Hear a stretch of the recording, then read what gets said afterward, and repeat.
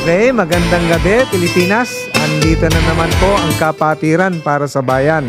Ito po ang inyong lingkod, Gerardo Sadsad, isang manananggol, at si Attorney Sherwin Enriquez po, isa ring manananggol.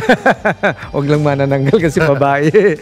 Okay, mapapanood at mapapakinggan kami via website www.dwiz882am.com at i-download ang DWIZ application DWIZ882 sa iOS at Android phone. Live rin po via DWIZ882 Facebook page and YouTube channel. Ayun po ay mapapanood sa Digital Free TV Aliw Channel 23. Meron din tayo sa Signal Sulit TV, Satellite TV, Plus at GMA Affordabox. Available rin po kami sa digital TV devices at TV receivers.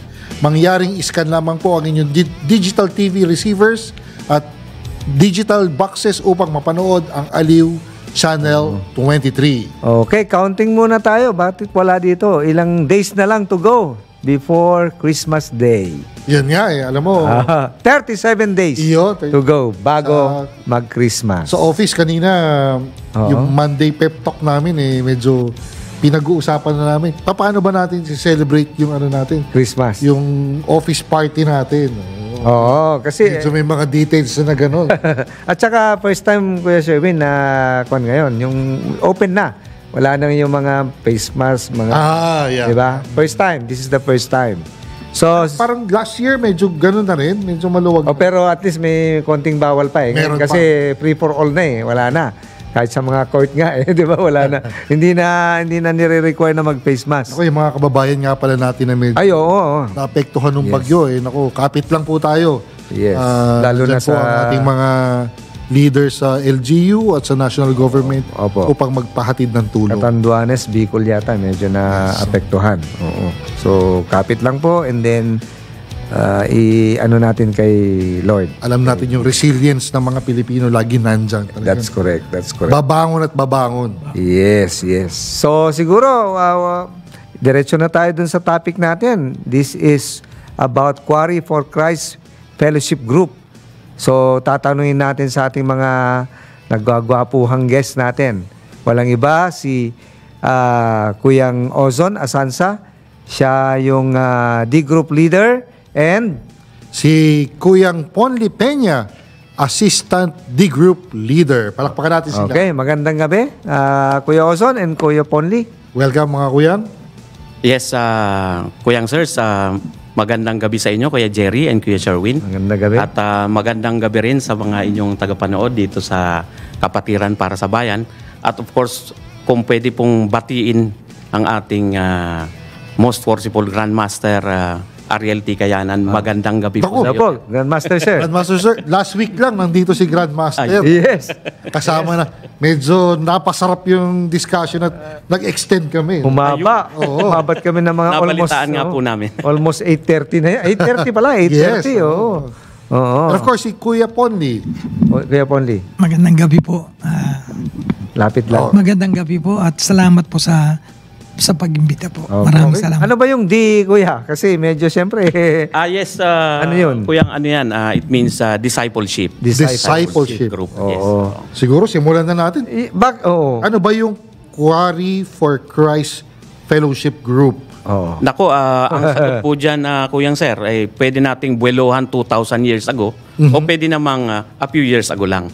Sige, unahin natin yung 2,000 years ago. Yan ang gusto ko Mababasa po natin kasi, Kuyang, na sa Book of Acts, for example, at sa Lucas, na nung nangangaral ang ating Lord Jesus Christ, He would usually preach to a large group, and then right after, yung mga disipulo ay magbabahay-bahay. So, yun yung small group na tinatawag. And now, it's called the discipleship group. Kaya D-group, no?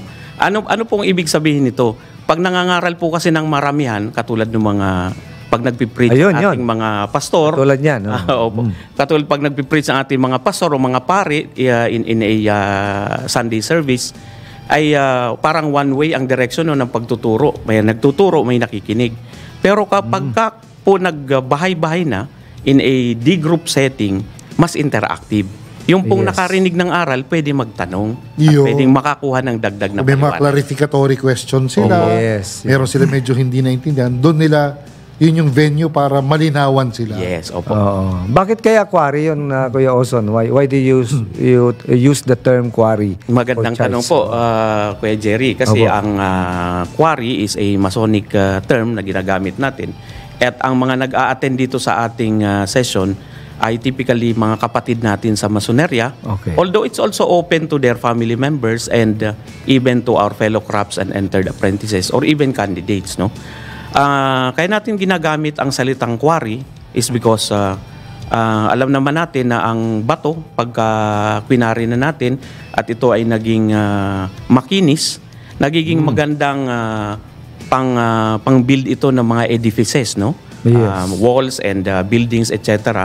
At sinasabi natin na kapag maganda ang pagkakinis ng bato, it has all the right angles, matibay ito, no? At nagiging matibay din ang edipisyo.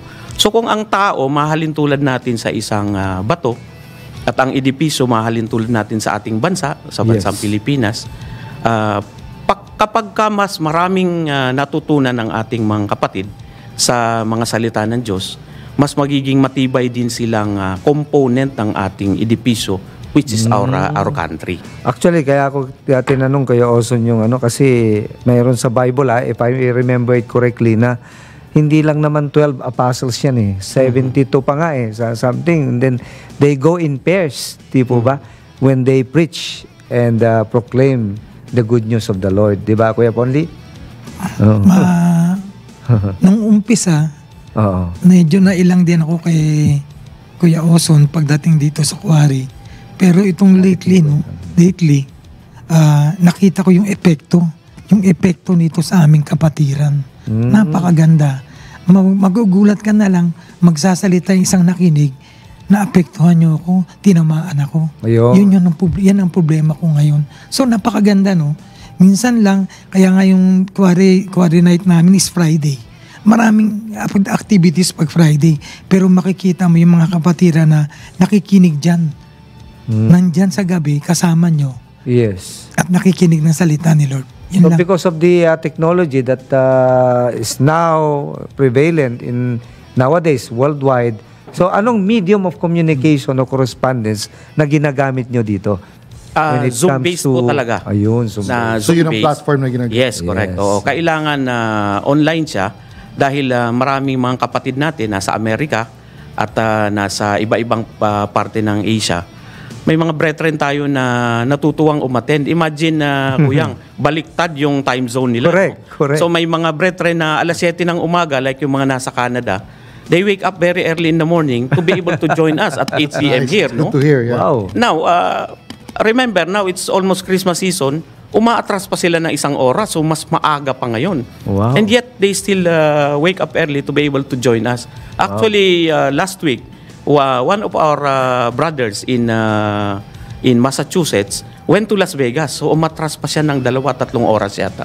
So, 4 a.m. siya gumising. to Ang join galing, us. ang galing. Oo. Pero Kuyang, we all know naman na common notion na Masonry is not a religion. Yes. Correct. But bakit natin kayang pag-usapan yung mga ganitong bagay within our walls without, causing injury to the belief of the other na nasa grupo din natin? Napakagandang tanong po, very worshipful Sherwin, no? Ang sagot po natin dyan ay dahil rinerelate naman natin ang discussions typically doon sa mga verses na ginagamit ng Masonry in our Masonic activities, no? Okay. At understandably, may mga interesting questions talagang lumalabas, no? Minsan, although hindi related directly to Masonry, you would feel na may pagkauhaw ang mga kapatid natin sa mga biblical understanding nila. For example, no, itong Bigyan natin. Yan, interesting, maganda. Interesting Yung medyo Total, sinabi generic mo na. na. Opo. Sabi nung isa, kung namatay si Judas out of the 12 apostles, di dapat 11 na lang. Ayun, oo. Hindi kasi yan masyadong napapag-usapan, no? At napapag-usapan namin dito sa aming quarry na actually, ang pinalit dyan si Matthias. Ngayon, paano napili si Matthias? Ito, very interesting draw lots. Oh? Nang napag-usapan ang draw lots, na-relate namin na, oo nga pala, merong sa ating selection of leaders, may portion na nagiging draw lots. Draw lots din. Ang galing, ano? Ang galing. Biblical pala ang basis noon. Yes. Nung draw lots, no? Pero bakit naman daw tinawag na draw lots? Yes. Kasi in the biblical times, kalakaran ng mga Hudyo na pag magbibigay na sila ng mana sa kanilang mga anak, kung ilan ang anak, hahatiin ang lupa, pero baka ang mabigay mo dun sa isa ay yung merong malapit sa water. Yung isa, mas mayaman ang fertility. Okay. Baka mag-away-away. Yes. Parang Walang nag-aalangan yung magulang. Walang Yes, preference na mas pipiliin ko to kasi mas maganda yung... Pero pag draw lots, Wala. si Lord ang nag-decide. Yes. Ang galing, ang galing. Ang galing ng So, concept. pantay-pantay yung sukat, pero kung saan dyan yun, yun yung... Draw lots natin. Yes. Draw lots Kaya natin. yung mga ganong usapan, Kuyang, yan ang mga nagiging discussion namin. That's why I think bumabalik yung mga kapatid nating nakapakinig dahil mayroong mga napipick up silang mga, shall we say, golden nuggets out of the discussion. Okay. Ang galing, galing. So ito yung ginagawa niyo po na yung kapatid natin o yung pamilya ng kapatid natin, pag may mga tanong na medyo Yes. hindi naman out of the blue, pero talagang gusto lang, curious lang siya talaga to know. Yes. Yan. At kung hindi ko naman alam, meron akong mas mataas naman sa akin na member lang din naman ako doon. Opo. Itinatanong ko sa kanya. Kung di niya alam, itinatanong niya hanggang makarating sa isang head pastor na siguro naman by the time makarating doon, nasasagot din. Ibinababa uli ang sagot. Mahirap kasing sumagot ng tsamba-tsamba pagdating sa Biblia, mga Siyempre. Kuyang. Of course. Baka Delikado. mag-post ka ng backslide ng kapatid natin. Correct. Ay sagutin mo yan kay Lord. Correct. Oo. So kailan ito nagsimula, Kuya Oson, Kuya Ponly, yung quarry for fellowship group, for Christ Fellowship Group? Bukod, taos sa puso kong sabihin ito na nagsimula ito nung kami pong magkakasama, Kuya Wawel. Isa rin nating kapatid sa Masonaria, si Kuya Wawel, Jinko, wala na siya nung panahon ng COVID. Opo. Pero nagsimula ang meeting namin, hindi siya Zoom. Magkakasama kami. Face to face. So, Face to face, oh. yung epekto ni Kuya Wawel noon, hanggang ngayon wala na siya. Narito pa. Andito pa rin. At na marami na ang nakinabang. Yun kaya Kailan taon yun, Kuya Ponly? More or less. 2015. 2015, yeah. Kaya nung medyo nalungkot kami nung mawala siya nung panahon ng COVID. 8 years ago. Pero nakita naman natin ngayon yung epekto niya. Yung epekto niya. Si Kuya Wawel po ay judo master yun na. Judo master. Kuyang din po natin, nilad Nilad din. din. Nilad din. Wawel. Nilad Ang din. tawag sa kanya, Gentle Giant, napakalaking lalaki niya. Gentle Giant Judo Jinko. Kasi Jinko yung surname Judoka siya, kasama ni na yung mga judoka ng National. Diliman. Oo. National team, no? National team. Galing. Actually, Kuyang Sir, Opo. nung sinimulan ni Kuya Wawel yan, pangkaraniwang members lang kami ni Kuya Ponly. At nung namatay na siya during the pandemic, yung mga couples na member ng aming D group ay inako ni Ateng. Si Ateng ngayon ang nagpapalakad ng D group ng couples, no. Yung mga single men and yung mga hindi kasama ang misis na katulad namin ni Kuya Ponly, sa akin na iatang ni Ateng yung pangangalaga. So parang minana ko lang ito, mga kuyang, actually very reluctantly. Kasi sabi ko, anong gagawin ko dyan? Kaya lang, pagka tinawag ka kasi ni Lord para sa isang gawain, para sa pagpapalaganap ng borders of His kingdom, mahirap tumanggi Kasi i-empower ka rin naman niya. Alam mo ba, Kuyang, Opo. na during the pandemic, in order to prepare myself for this burden, if we can call it that, no, a happy burden,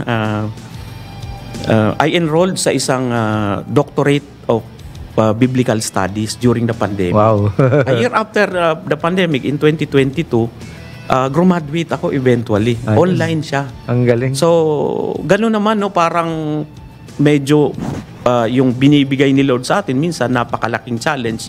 Pero mag-o-open din siya ng opportunity to actually equip you. para wala kang dahilan tumanggi. True. Parang malapit ka na magpari nun, di ba?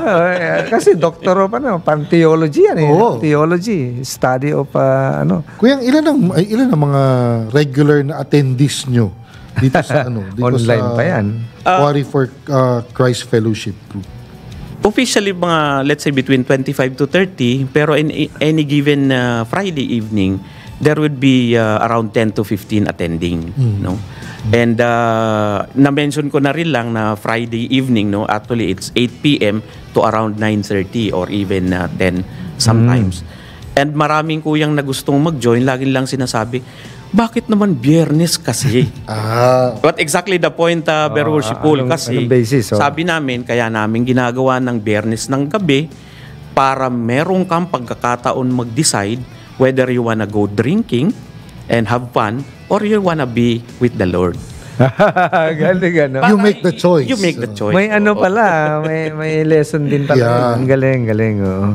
Yung, ano yung mga usual na things that bukod doon sa sinabi mo kanina na medyo siyempre medyo deeper. Yung mga medyo shallow naman na things that you usually discuss here. Even though shallow, pero it goes deep because of the discussions between us. Yes, oo. Halimbawa, Kuyang, no? Merong mga nagtatanong, bakit may kinalaman yung sapatos sa masonry? Huwag na natin i-describe pa, no?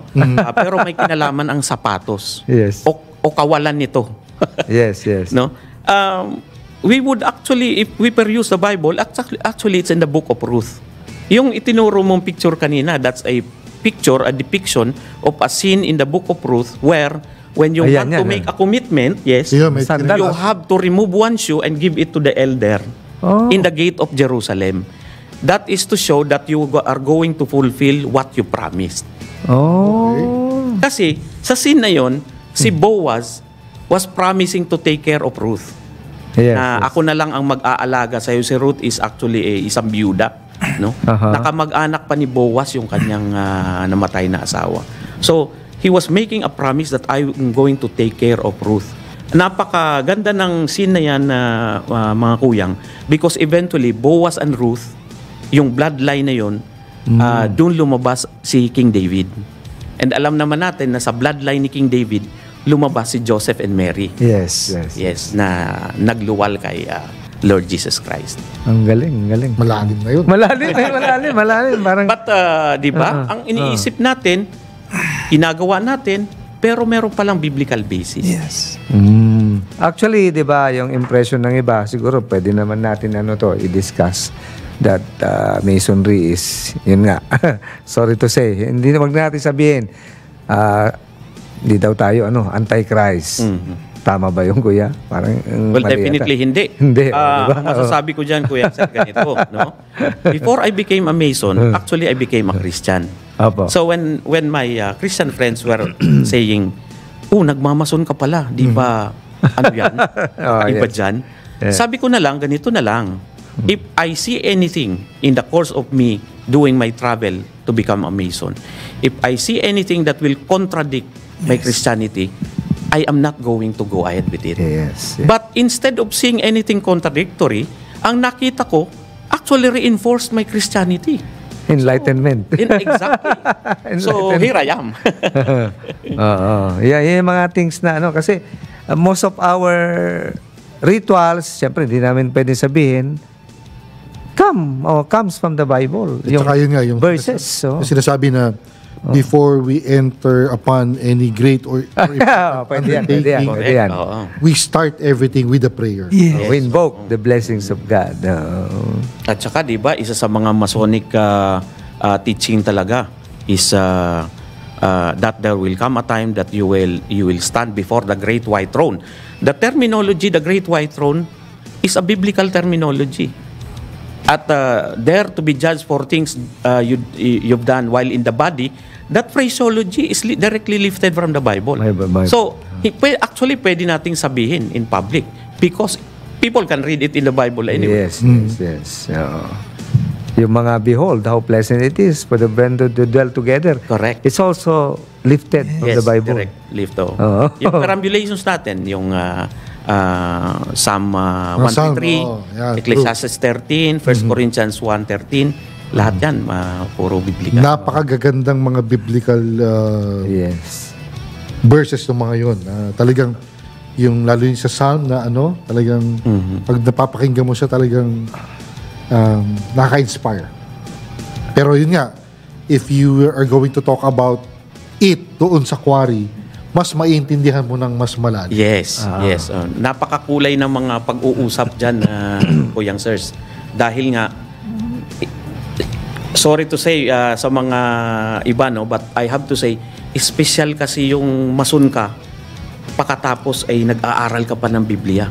Yes. Hindi yan pwedeng gawin ng hindi mason. Kasi ibang experience yung nare-relate mo yung pagiging mason mo doon sa nababasa mo. Alam mo nga, Kuya, parang naalala ko tuloy yung tungkol sa symbols na if you're doing charity and you want to talk about it in public, you're just, just making noise. Thinking symbols. Kaya ang turo sa ating mga mason, kung meron kang Sounding brass or thinking maganda symbols. sa kapwa mo, is to Tago keep mo. it to yourself. Kaya, pag napapansin siguro, yung mga nanonood sa atin, nakikinig, pag may mga proyekto ang mason, hindi siya publicized. Yes. Hindi ginadyaryo na may nag-medical mission kami na gano'n. Wala. Kasi nga, doon sa lesson na tinuturo na kung gagawa ka ng mabuti, is keep it to yourself. Yes. At Hindi, huwag mo ipagmamalaki na meron kang ginagawang gano'n. It will profit you nothing. Diba? Ang ganda. Ang ganda. At saka, Paul, actually, kung paano describe sa Bible yan, in a very simplistic manner, ang sabi, the right hand should not know what the left hand is doing. Yes. Diba? Galing. Talagang nako-correlate natin sa Bible. Pero ito yung tanong ko, Kuya Ponly, Kuya Ozon. Paano naman yung mga kapatid natin na meron namang basis, another holy writing, which is, sige, sabihin na natin, yung Quran. Okay? O yung sa Hinduism naman, yung kanilang Bhagavad Gita. Bhagavad Gita. Yan, ganon. Is it also somewhat different or similar? Well, siguro I can only speak sa volume of the Sacred Law na ginagamit natin. Yes. And typically naman yung discussion revolves around yung mga what is also related to what we do. So, and we know that Masonry is not a religion. So we don't really venture into discussions outside of the limits of yung volume of the Sacred Law that we use. Yes. But we still regard that as also one of the volumes of the Sacred Law. Oh yes. Kasi kundi naman yun eh. Yes. It's part of the Enlightenment. Kaya in that way, we keep the universality of freedom. Yes. Yes. Mahirap din kasi magsalita doon sa volume, Yes. sa ibang volume, and then hindi mo nga binasa. Di ba? Mahirap Correct, naman. correct. Kumbaga, yun ang kagandahan sa ating Masonry. Di ba? We keep that universality. And besides, meron tayong kapatid na member doon o kasanib doon. Kasama. Yes. Mga kapatid nating Muslim into Masonry. Yes, correct. Ayun. We love them. Of course. Oo. Foundation natin ang brotherly love, di ba, Kuya? Kaya, Yes. Yung tenets na yon, yung tatlong tenets, brotherly love, relief, and truth, nandyan din po ba yan sa holy writing? Na-discuss nyo ba yun? Oo, na-discuss Yes, nyo ba yun? nadidiscuss Detail. po yan. Oo, nadidiscuss po yan. Lalo na po yung usapin ng brotherly love, Kasi sa kaalaman po ng iba, ng lahat, yung meron tayo sa Masonry na tinatawag na Order of the Secret Monitor, Okay. Hindi naman sikreto talaga na yung Order of Secret Monitor is all about the friendship of David and Jonathan, Yes. Na doon pinapakita natin kung gaano kalalim yung brotherly love between David and Jonathan. Correct. Kaya talagang napapasadahan din yung konsepto ng brotherly love na tinatawag. At ang minsan ang naging discussion namin diyan, Brother Pulsers, lahat naman ang love kasi is a special concept in the sense na it's not governed by the mathematics, by the econometrics, by the philosophy and logic of the world, Yes. Why? Because love is something that you can keep giving and it doesn't get depleted. Yes, Diba? yes. You can multiply it many times and give it away but you still have the same capacity to love. Yes. Napaka-special niya, di ba? Without deterioration nung yung binibigay mo. Correct. Kasi in terms of money, nagdi-depreciate, nagdi-deteriorate. In terms of property, ganyan. But love, when you give it, it's the same. I give it to you, I give it to Brother Ponley. The same. And Hindi na di-deplete yung source. Hindi. And you can give it At in hindi the ako same nawawalan. magnitude. Oo. Oo. Hindi ako nawawalan. Kaya, Ang galing, ano? napapag-usapan po namin dyan na at the end of the day, God is love. Diba? Correct, So sa Kanya kasi nag-emanate siya yung source. And when you plug to an unlimited source, you can keep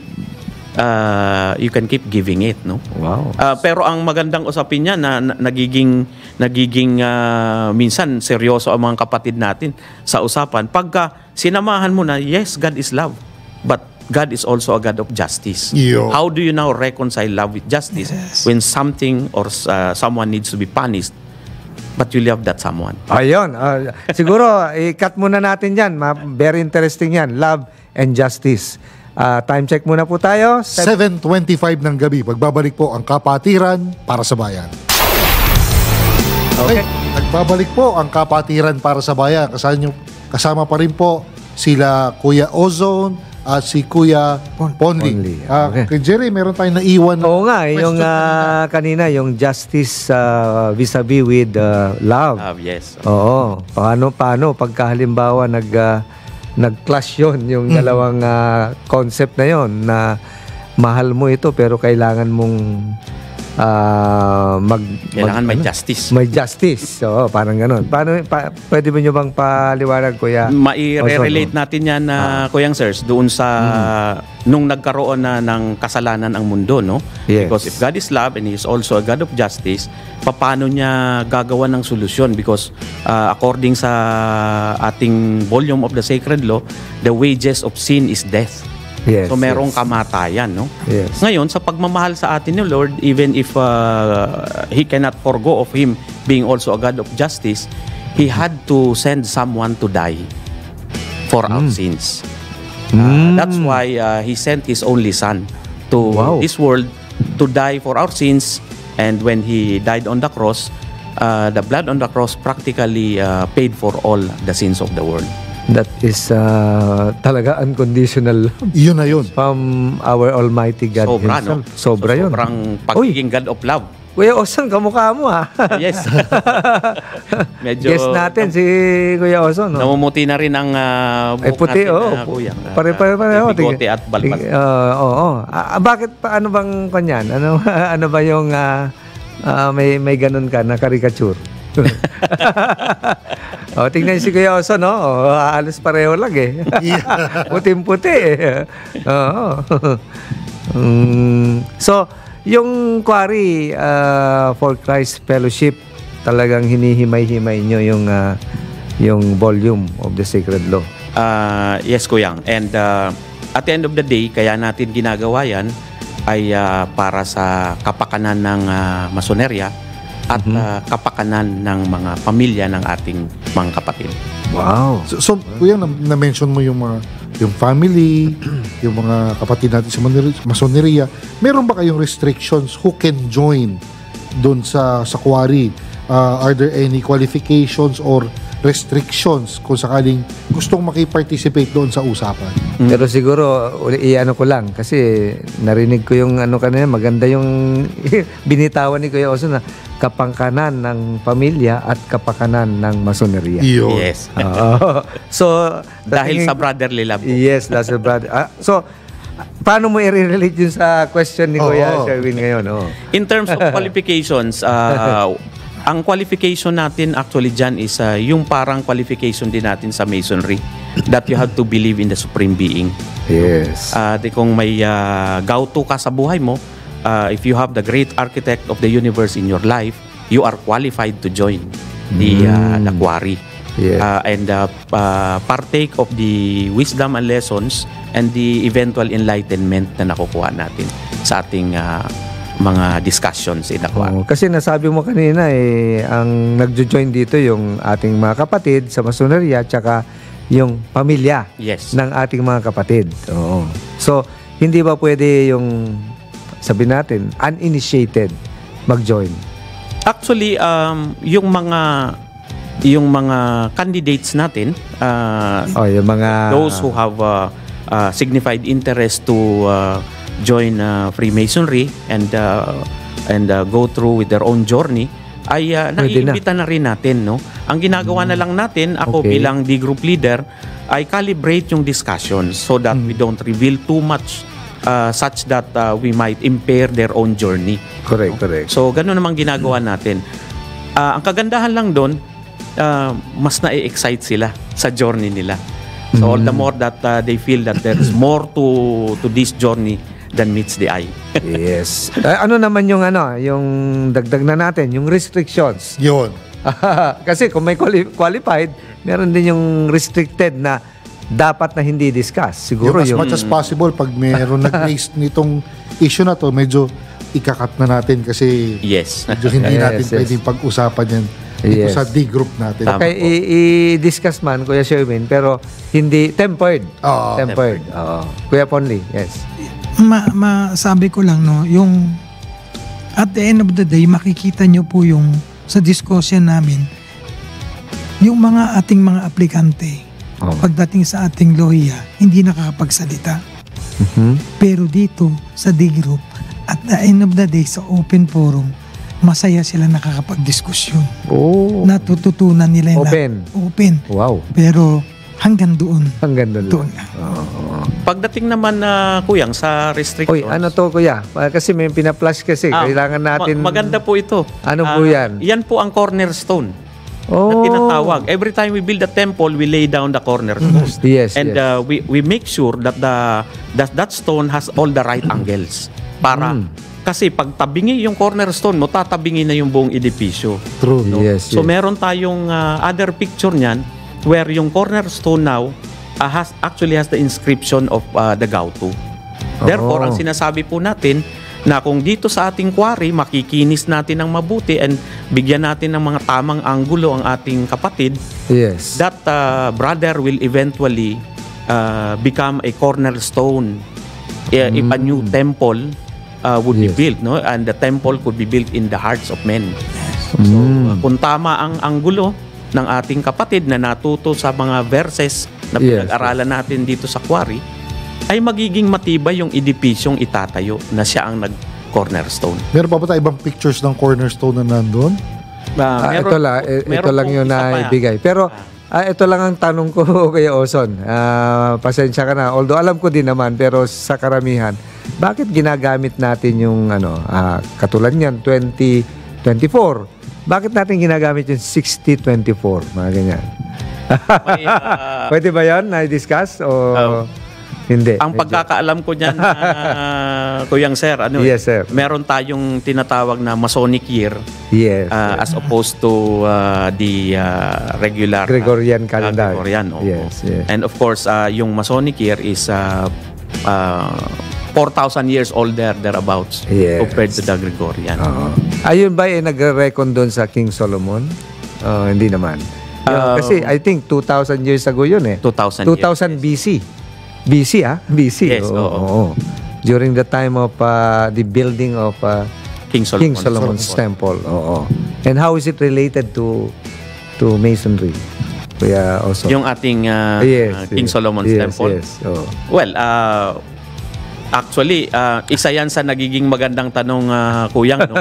Kasi ang nangyayari, na i-refer ang ating karakter na King Solomon, who is supposed to be a legendary character in Masonry as a Grand Master, no? Yes. Pero lumalabas sa usap-usapan, pero si King Solomon maraming asawa Para meron term na Solomonic. Yes. No? Solomonic. Kaya dyan natin tinitemper yan na yung attribution kay King Solomon as somebody with who had so many wives, we will have to appreciate the culture during the Bible times, and we would realize that particular culture can no longer be applied to the modern. Kuya, baka pwede mo nga i-explain yung kultura ng mga panahon na yun para baka maraming nakikinig sa atin na maliwanagan na hindi naman sa gina-justify natin pero what was the culture then? Ba't nagkaganon? Ba't maraming asawa si Haring Solomon? But ang kultura nung during that time, actually kung babalikan natin Kuyang Sirs, no, ang populasyon ng sangkatauhan at that time napakakonti nila. Konti. Kaya kung meron kang yaman at may pagkakataong kang pagdamihin ang iyong lahi at kaya mo namang pinansyahan Sustenta. yung marami mong asawa, culturally pwede, no? Yeah. Pero at this day and age na may population explosion na at hindi naman na minamandato talaga yung magparami ng lahi just for the sake na marami at hindi mo naman na kayang pakainin, Yes. we have to rein that in, no? So yun yung maraming mga bagay during the biblical times na It was acceptable during it was acceptable, correct. Pero marami rin namang ginagawa nila na hanggang ngayon mas magandang gawin pa rin. Yes. No? In fact, when we talk about Freemasonry, even the thing that is as simple as yung ginagamit nating who comes here, Yes. sa kanilang setup ng mga bahay noon, Kuyang Sir, meron talagang tao sa likod ng pinto na ang trabaho lang magsabi ng who comes here kapag may dumadating. Oh. So, yung phraseology na yan has always been there. Yes, No? yes. So, at marami pang ibang examples na even the way na nakaset up ang isang bahay, na very welcoming sa guests and so on and so forth. And we would only understand certain things in the Bible if we understand the biblical times. Halimbawa, yung sinabi na yung isa ikang pilay ay para magamot ni Lord ay ipinasok sa bubong. Yes. Akala natin sinira yung bubong nang mailusot doon yung may sakit, ano po? In reality, if you look the architecture during the biblical times, ang mga bubong talaga may butas. Accessible talaga. Accessible. Kasi wala namang masadong ulan doon sa lugar nila. Oo nga naman. So they actually want the moisture and want the air to circulate. Yes. Kaya hindi naman sila nagsira ng bubong nang ipinasok yung may sakit doon. Oo. So yung mga ganon. Parang may mga chimney sila, parang ganon. Yes, oo. Baga, you let Pero the natural light come in. come in. Through the roof. Kasi yung- malamig eh. Oo. Malamig doon. At yung gitnang-gitna nun, Kuyang Sir, actually, nung courtyard na yun, kalimitan may well doon. So that when the visitors would come with their horses and camels, makakainom doon Makakainom. But they're already inside your premises. Yes. Ang galing ang galing ng may pero siguro in the serious side hindi lang naman yun sa Solomonic is also wisdom. True. 'Di ba? Which is yung example dun sa Bible, yung widow, 'di ba? Yung ano ba yun yung Paghati ng bata. paghati ng bata, 'di ba? Ayun, yun ang mga natututunan natin even in Masonry. Kaya because of sorry pero iano ko lang yung kay ATC, yung education niya, Yes. yung enlightenment and the equilibrium, which is yun ang emphasis on his term as a Grand Master of Masons in the Philippine jurisdiction. Kuya. At bago na tayo magpatuloy sa ating napakagandang usapan, magta-time check muna po ulit tayo. 7:45 ng gabi. Okay, nagbabalik po ang kapatiran para sa bayan at kasama pa rin natin si Kuya Ozon at Kuya Ponly ng Quarry for Christ Fellowship Group. So, yung ating pag-uusapan naman yung ano ba yung mga future plans nyo, future activities, or how can you be contacted with para mapalaganap natin itong Quarry for Christ Fellowship. Now, definitely yung mga nakikinig sa atin, meron mga interesadong sumali. Yes, correct. Lalo na yung mga kuyang, yung mga ating, yung mga anak ng mga mason, yung mga nasa demole, yung mga nasa daughter. Yes. Definitely welcome sila mag-join sa Quarry for Christ Fellowship. And kung gusto ninyong mag-join, just contact me. Just send me a PM or DM through Facebook. Ozone Azanza po ang ating pangalan sa Facebook. Okay. Just shoot me a message and I will come back to you definitely. So, Kuyang Ozone Azanza. Ozone, Yes. Opo. Doon naman po sa ating mga aspiration ng paglago o paglaki ng ating quarry, as I mentioned kanina, we're around 25 to 30 na regularly attending. Ang nangyayari po dyan ayon sa ating sistema ay sobrang dami ng uma-attend on a regular basis, hopefully we would typically be able to split it, and we will have to challenge one of the regular attendees to actually lead the other group. Alinsunod po yan sa sistema ng ating mga apostoles. We learned from them on how they grew and pushed farther the borders of the Lord's kingdom, no, na katulad nung sina Paul, meron silang mga Timothy. In fact, we even call our young members in Freemasonry na Timothy, no, because our trainees, we train them. And so ganun din ang nangyayari dito sa Quarry. Merong mga interested to know more and to be equipped. And we have ways to equip them. May mga tools tayo to train them to be equipped. And once nag-split, there would be 2, and hopefully there would be more. That's the aspiration. So yun ang purpose, parang splitting para yung interaction is more intense than a big group. Yes. Mga ganun, Kailangan manageable lagi yung size so that there's always time for any attendee to actually be able to interact in a very active manner.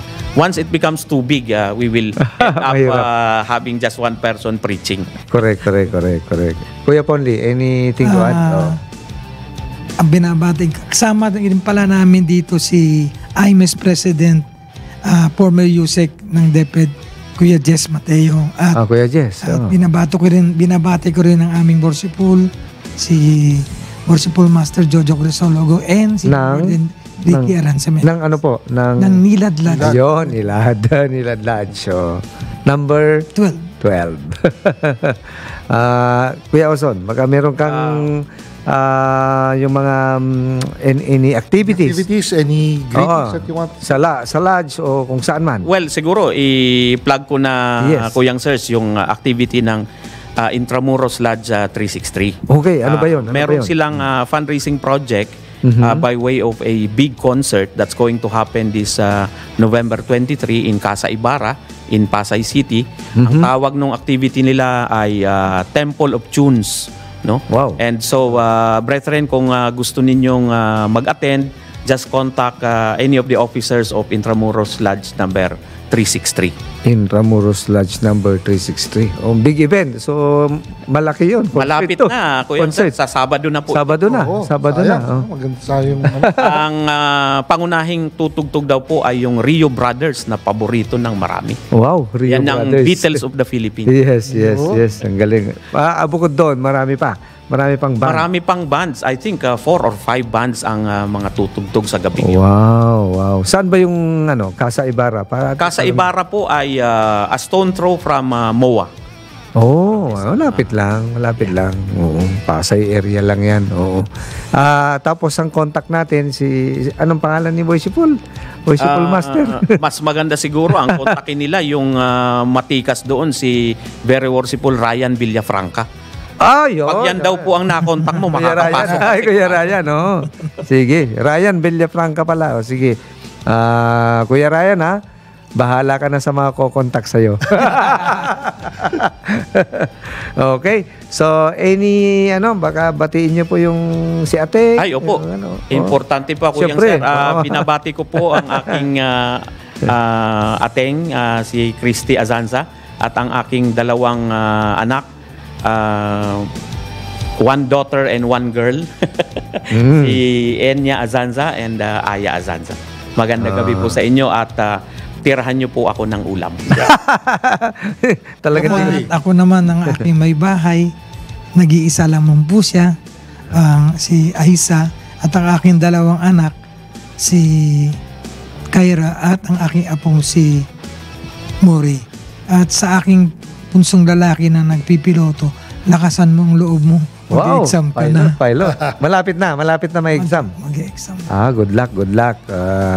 All the best. All the best. Ako naman, binabati ko si Iya, tapos si Shane, and Emil. Emil pala is the incumbent Master Counselor ng Pasig City Chapter number 113, Order of Demolay. Kaya, medyo, and then din siya, Senior Deacon ng Pasig Priory, number 13. Yung knighthood nila. Kumbaga sa atin, parang snake yun eh. Yes. Mahirap sa Demolay. And congrats din sa mga newly instituted na Bethel. Quezon City. Okay. Oo. Congratulations kasi napaka-active po ngayon yan. Sponsored by Quezon City Masonic Lodge number 122. Yun. Ako shoutout ko yung aking mga anak, si Sofia at si Shane, na mga taga Makati Bethel yan. At yung aking mga boys, si Sean at si Santi. So, Memoli din. Hindi pa. Hindi ba? Kasi walang pasok yung mga estudyante kanina, kaya I took time na mag-lunch kami sama-sama kasi siyempre, bihira lang yung mga ganung opportunity. Hanggat sumasama pa. Yeah. Pre, Pagka wala. Hindi na sasama. Katulad nung anak ko, nung naging master counselor, mas busy pa siya kaysa sa akin. Oo. Pag inuuwi ko sa probinsya, ayaw nang umuwi. Dito, mas enjoy niya. Okay, batiin lang natin ang happy birthday. Yes. Sino? Mr. Boy Evangelista, President ng BACC. Happy birthday po. Oo. Yung mga natin, yung mga staff natin. Yung mga technical staff natin. Tech group natin. Gusto namin okay. Okay. Maraming salamat. Tulong lagi sa tulong lagi. Kung hindi dahil sa inyo, hindi maganda yung picture namin dito. Salamat po. Okay, so see you again next week, 7 to 8 ng gabi, tuwing Lunes, Kapatiran para sa Bayan. Huwag po kayong aalis. Susunod na programa po, Pangga Ruth Abaw Live kasama si Pangga Nika. Until next week, maraming salamat po. Maraming salamat. God bless. To God be the glory.